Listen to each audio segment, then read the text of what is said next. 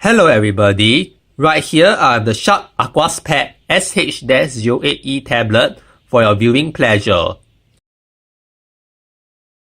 It was originally released back in August 2013 as an NTT Docomo exclusive, plus this tablet also supports cellular calls, messages and data.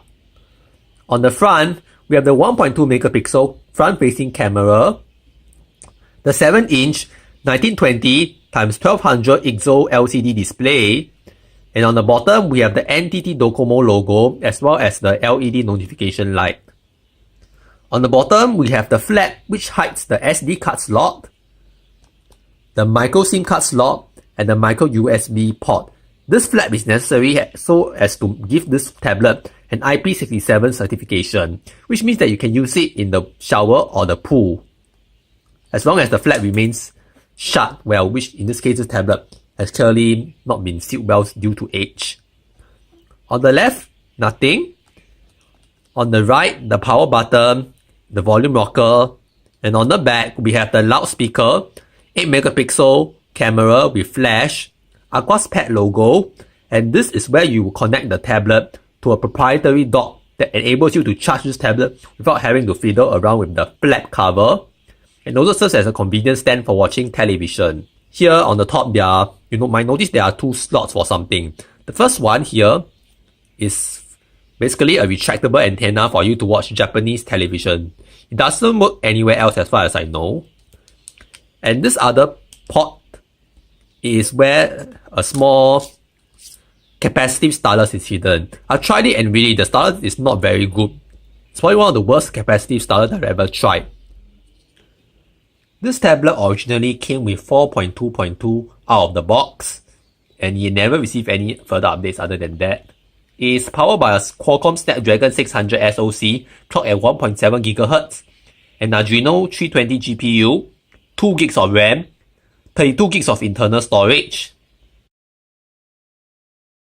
And here's the lock screen itself. Unlike most phones, you just have to tap it to unlock. This is the default launcher, which is known as Docomo's Palette UI. This launcher is installed on every Android smartphone that Docomo has ever released. So here as you can see, the menu is separated into several categories. And this is where I presume that they'll load you recommended apps from their proprietary app store. But if you don't like this launcher, obviously you can use another launcher if you wish, such as Sharp's own Field UX, which basically is a 3 panes of sorts: applications, widgets. You apparently only can have one page, I think. Shortcuts, which is a bit redundant given that you have an apps page over here.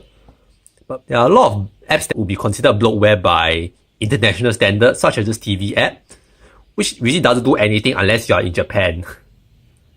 Media player, which is also present on almost every NTT Docomo smartphone or tablet, and given that a lot of these Android phones already have their own proprietary music and gallery apps, it's totally redundant. I don't know why they put this thing. NOT TV, which requires a SIM card.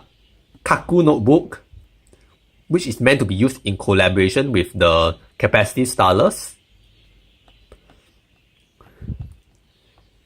Just a very average organizer cum note-taking app. SH2.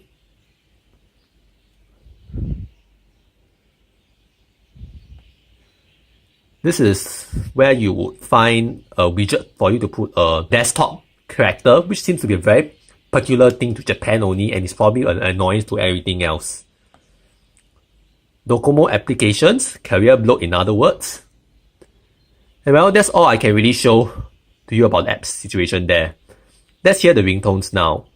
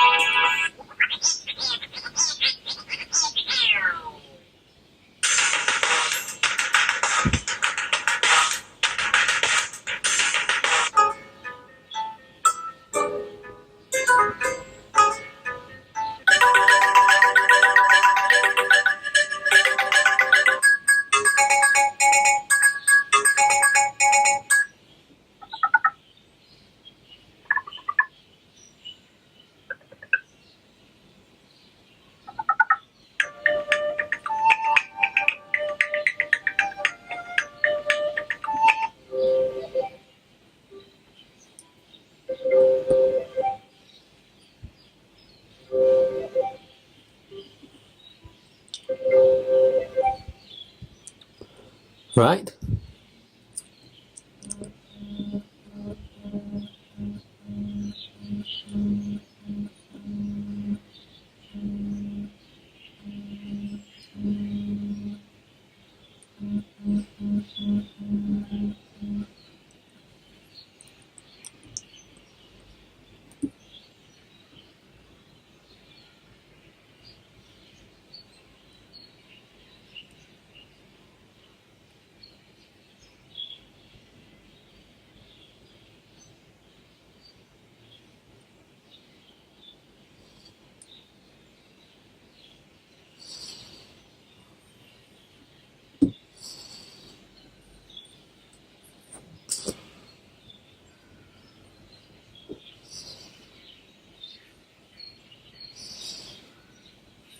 Next, let's take a look at the wallpapers.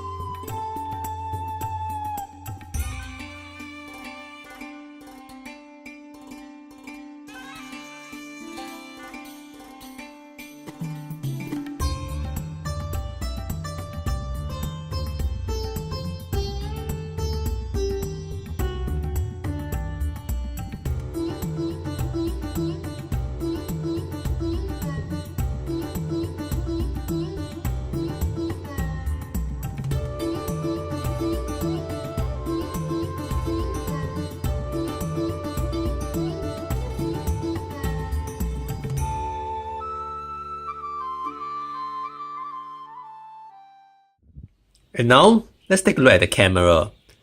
It is one of the very few quirks of this tablet itself because for some reason, using the standard camera app itself, you cannot take any images higher than Full HD quality for some reason. Thankfully, you can skip over all this nonsense by just using Open Camera here, where it can actually truly record and take photos at its true resolution of 8 megapixels or so. Another quirk about this tablet is that when you go to Task Manager, you can actually have a lot more functions like copy anywhere, which basically allows you to copy text from any part of the screen you are at. I think it relies on OCR recognition for this application. Chart lock,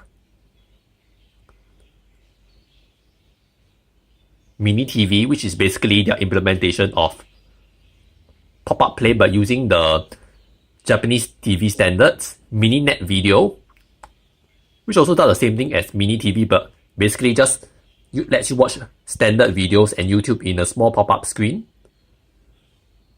Dictionary, which is self-explanatory and is mostly Japanese to English, English to Japanese. So let's take a look at the camera samples next. And I warn you, these are not going to be very good either.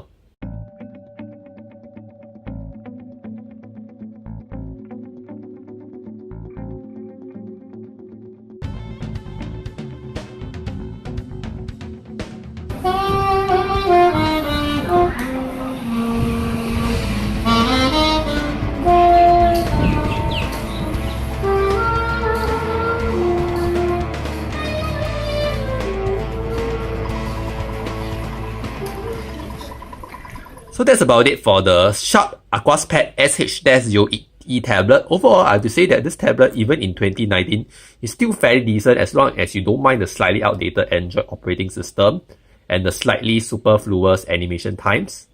Thanks for watching this video, and if you do like it, be sure to like, comment and subscribe. Remember to hit the bell icon so you'll be alerted to my videos as they come in. Thank you, and I'll see you soon in the next video.